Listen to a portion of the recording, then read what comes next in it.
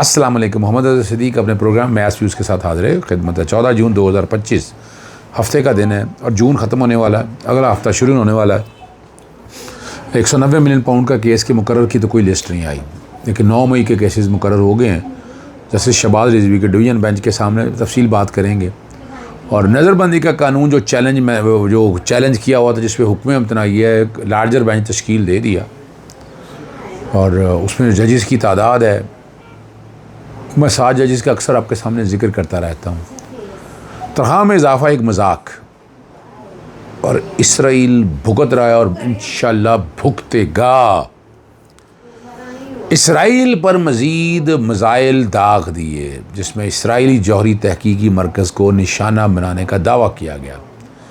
Iran ने हफ्ते की अलग सुबह इसराइल पर चौथा हमला किया, जिसमें एक मिसाइल तेल ऐब के ऐन वस्त में हदफ पर आ गिरा और ईरान की जानब से कई मिसाइल दागे गए, जिनमें से बास को इसराइल के मिसाइल दफ़ाई निज़ाम ने फ़ज़ाई में तबाह कर दिया।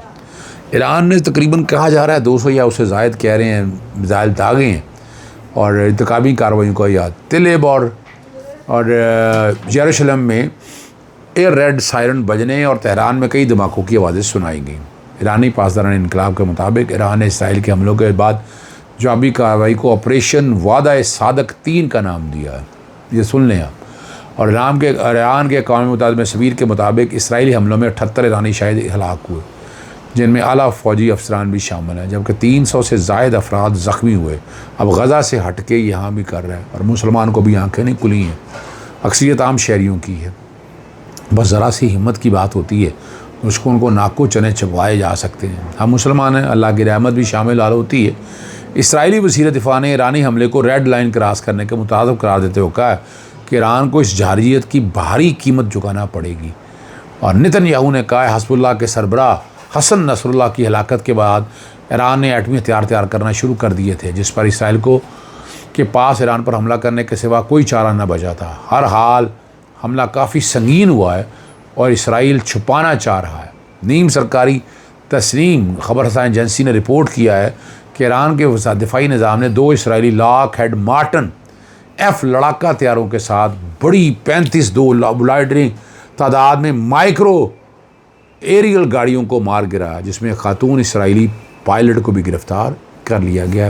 आपको पता है इंडिया की भी हमने खातून पायलट गिरफ़्तार की थी, बाकियों का, लेकिन वो चीज़ें सारी सामने शायद आ नहीं सकी हैं। मेरा ख्याल है पता नहीं हमारे पास है या नहीं है। ये दावे होते रहे हैं, तो दावे तो होते रहते हैं इस बात के, अभी हक़ाइक़ मेरे पास से नहीं है। इसराइल अब सिविलियन के पीछे छुप रहे और कह रहे हैं कि ईरान सिविलियन पर हमला कर रहा है और इनको तकलीफ़ पहुँचाई है। इनको गज़ा के मज़लूम नज़र नहीं आए। इसराइल के फ़ौजी हेडक्वार्टर को निशाना बनाया गया, उसके अलावा जौहरी तनसीबा को भी निशाना बनाया गया, मगर इसराइल ने मुल्की और गैर मुल्की मीडिया को कवरेज करने से रोक दिया। जुमा को कौमी असम्बली की एक पैनल ने तनख्वाहदार तबके के इनकम टैक्स की शरह में मामूली कमी को मजाक करार दिया, क्योंकि बहस से ये बात सामने आई कि तनख्वाहदार अफराद अब भी 56 अरब रुपये की मामूली रिलीफ की वजह से अगले माली साल में तकरीबन 553 अरब रुपये अदा करेंगे। और FBR के चेयरमैन इस बात इत्तफ़ाक़ किया कि कमी मतलूबा से कम थी, लेकिन दोहराया कि हुकूमत के पास कोई बड़ा रिलीफ देने के लिए ज़्यादा माली गुंजाइश नहीं है। नए तैनात होने वाले वज़ीर मुमलिकत बराए ख़जाना बिलाल अज़रकियानी ने कहा है कि वफ़ाक़ी काबीना की जानिब से मुजव्वज़ा तनख्वाहों में 6% से 10% इजाफे के फ़ैसले के बाद इनकम टैक्स की शरह में भी इजाफा किया गया। ताहम बिलाल ने रिमार्क्स दिए कि कायमा कमेटी तनख्वाहों में मुजव्वज़ा इजाफे को कम करने की तजवीज़ दे सकती है। सुन लीजिए ज़रा, 56 अरब रुपये की कमी का बराह रास्त फ़ायदा मुश्किल 10 लाख अफराद को मिलेगा। 5 स्लैबों में से हुकूमत ने पहले 3 स्लैब की शरह कम की, जबकि 30% और 35% इनकम टैक्स की शरह के आखिरी 2 स्लैबों के लिए से कोई तब्दीली नहीं की। और ताज़ा तरीन जो इतलात के मुताबिक तनख्वाहदार तबका जो 1% रिलीफ मिला था, वो सरकारी मुलाजमिन की तनख्वाहों में इजाफे की वजह से लिया था। इस्लामाबाद हाई कोर्ट का आइंदा हफ्ते के केसेस का रोस्टर जारी कर दिया गया है। जो जजेस यहाँ बैठते हैं, जिसको कहते हैं, जस्टिस बाबर सत्तार छुट्टियों पर बैरून मुल्क रवानगी की वजह से दस्तयाब ना होंगे। जस्टिस मोहसिन अख्तर कियानी और जस्टिस सरदार एजाज इसहाक को किसी डिवीज़न बेंच का हिस्सा नहीं बनाया गया। यानी सिंगल जज में भी कोई केसेस ऐसे लग रहे हैं और डिवीज़न बेंच में भी इन दोनों जजेस को निकाल दिया गया। और भाई साफ सी बात है, दोनों जजेस पर मुश्तमिल एक डिवीज़न बेंच बन सकता था और इख्तियार है केसेस कौन से लगाने हैं कौन से नहीं लगाने हैं, वो भी हो सकता था। लेकिन ये सारी चीज़ें अब आपके सामने मैंने रख दी हैं, आप समझ सकें।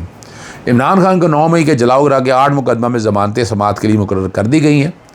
जस्टिस शहबाज अली रिजवी की सरबराही में 2 रुकनी बेंच 16 जून को समाअत करेगा और कॉल लिस्ट जारी कर दी गई है। वकला को दलाल के लिए तलब कर रखा है और ज़मानतों में अब बहस क्या होती है, ये जिना हाउस, अस्करी टावर, जलाओ गिराओ समेत दीगर मुकदमात है। आखिरी समाअत 27 मई को हुई थी और दरख्वास्त ज़मानतें तो बहुत लंबी हैं, चल रही हैं। जो हालात चल रहे हैं ये आपके सामने है। ये 15 जुलाई, पिछले से अब 15 जुलाई पूरा हो जाएगा जब इमरान खान साहब को इस केस के अंदर रिमांड के लिए लाए थे। रिमांड अदालत ने दे दिया था और हाई कोर्ट ने सेट साइड कर दिया था। इस रिमांड में मैं गया था, तकरीबन 6.5 घंटे बहस की थी। जब वो आ गया वीडियो लिंक के ऊपर, आप ले सकते हैं इमरान खान साहब को, वो पॉइंट सारे मैंने उठाए थे उस वक्त, वो ये रिकॉर्ड पे चीज़ें हो सकती हैं। और ज़मानतें फिर नीचे से मुस्तरद हो गई थी। सेशन जज ने, दहशतगर्दी की जज ने मुस्तरद की थी और उसके बाद दरख्वास्तें लगी और फिर हमने ये देखा किस तरह बेंचेस तब्दील हुए, किस तरह कोई जज नहीं आता था, कोई बीमार हो जाता था या प्रोसिक्यूटर टाइम लेती रही। ये सारा रिकॉर्ड के ऊपर चीज़ें हमारी। और ज़मानत बाज़ से गिरफ़्तारी इतनी लटकनी नहीं चाहिए। यानी मिसाल के तौर पर अगर हमने 30 जून गुजार दिया तो फिर ज़मानतें छुट्टियों में तो लगेंगी नहीं, ना जुलाई में ना अगस्त में, ठीक है। और इंसान इमरान खान के जो मुकदमात है, ख़ुसूसी मुकदमात हैं और जिनको इंसाफ के असूलों के मुताबिक हल होना चाहिए ना, लेकिन नहीं हल पा रहे हैं, ठीक है ना जी। एक और मेरा बड़ा अहम केस है ज़ैनब उमैर और बाकी सब लोगों की तरफ से सेक्शन 3 जो नज़रबंदी का जो चैलेंज किया था, और वो लार्जर बेंच दोबारा तश्कील दे दिया। 5 रुकनी बेंच दोबारा जो है अदालत ने तश्कील दे दी है और जस्टिस खालिद इसाक साहब की जगह जस्टिस शहराम सरवर चौधरी साहब इसमें आ गए। चीफ जस्टिस साहब खुद हैं, जस्टिस चौधरी इकबाल हैं, जस्टिस शहराम सरवर चौधरी साहब हैं, जस्टिस फारूक हैदर हैं इसमें और जस्टिस अमजद रफ़ीक साहब हैं जो सारे मामले को देख रहे थे। तो जजेस की तादाद आप समझ सकते हैं। जजेस के नाम से आपको अंदाज़ा हो जाएगा कि कौन से जजेस इसमें बैठे हैं और मुकदमे का मतलूबा अंजाम क्या हो सकता है। ये मेरे को ज़ाती केस नहीं है। नज़रबंदी का केस यहाँ पर, नज़रबंदी का कानून सियासी इंजीनियरिंग के तौर पर इस्तेमाल हो रहा है। आर्टिकल 10A के बाद इसमें तब्दीलियाँ ज़रूरी हैं। जिस अब गिरफ्तारियाँ की तफसील मंगवा लें, डिटेल मंगवा लें, डाटा मंगवा लें, अब जब सारा कुछ उठाकर आप देखेंगे तो आपको अंदाज़ा हो जाएगा कि क्या है, क्या हालात हैं, क्या वाक़यात हैं, क्या सारी चीज़ें अब आपके सामने आ चुकी हैं और ये आनी ज़रूरी है, समझनी ज़रूरी है। जब आप समझेंगे तो आपको बातें समझ में आएंगी, ठीक है ना। ये तभी समझ में आएंगे ना ये क्या है, हालात क्या हैं, वाक़यात क्या हैं और इस कानून, इसके अंदर क्या कुछ है, ये समझना है आपने। और क्या हो रहा था, नज़रबंदी 2022 के अंदर को 10,000 नज़रबंदी की दरख्वास्त थी। 2023 में आ जाएं, 2024 में आ जाएं, 2025 में तो अब यानी हज़ारों की तादाद के अंदर 144 का निफाज होता रहा। ECL PCL में नाम डालना ये मामूली बातें हैं। ये सारी मैं रिकॉर्ड के ऊपर रख रहा हूँ और ये मैंने सारा कुछ इसके अंदर रिकॉर्ड पे रखा है, तफसीलात रखी हैं, चीज़ें मांगी हैं और कोशिश कर रहा हूँ कि आइन और कानून के मुताबिक फ़ैसला हो जाए। पाकिस्तान मंदूब का सलामती कौंसिल इजलास से खिताब।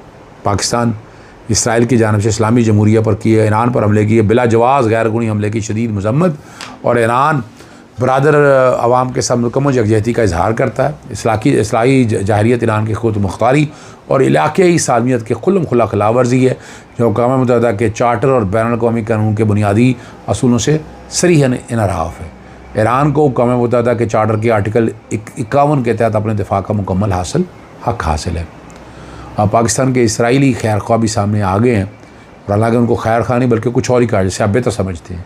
अब उमर चीमा का क्या कहना, अगर ईरान भी एटमी वाक़ई कर देता है, बशर्तिया को ऐसा करने की सलाहियत हासिल कर चुका हो तो उसकी कुछ बचत हो सकती है। बाकी 300 मिज़ाइलों से फ़र्क नहीं पड़ने वाला। पिछले साल भी 2 दफ़ा ये कर चुका है। वैसे 300 की बजाय 3 ही काम के भेजे थे। आज 100 ड्रोन भेजे, वो इसराइल तक ना पहुँच पाए। देखें अभी क्या ज़रूरत है करने की ये बातें। IAEA ने कहा इसराइली हमले के बाद ईरानी एटमी तस्वीर ताबकारी का सबूत नहीं मिला। एटमी रिपोर्ट के मुताबिक IAEA ने कहा कि ईरानी हुकाम ने तस्दीक की है ईरानी एटमी तनसीबा पर हमला तो हुआ है लेकिन वहाँ से ताबकारी का अभी तक कोई सबूत नहीं मिला और कहा वो दौरा करने को तैयार है ताकि ताकि नज़र पर इसराइली हमले के बाद किसी सूरत का जायज़ा ले सके। तस्दीक किया कि ईरान में इस्फ़हान और फरदूद के एटमी तनसीबात ताहल महफूज हैं, ताहम को निशाना बनाने ईरानी तनसीबा पर हमला तशवीशनाक है। एटमी तनसीबात को कभी निशाना नहीं बनाना चाहिए और ये UN चार्टर और बैन अवी कानून की खिलाफ, उसी मुल्क के ख़िलाफ़ ही हो जाएगा ना। इजाज़त चाहता हूँ। अस्सलाम वालेकुम, अल्लाह हाफ़िज़। पाकिस्तान जिंदाबाद।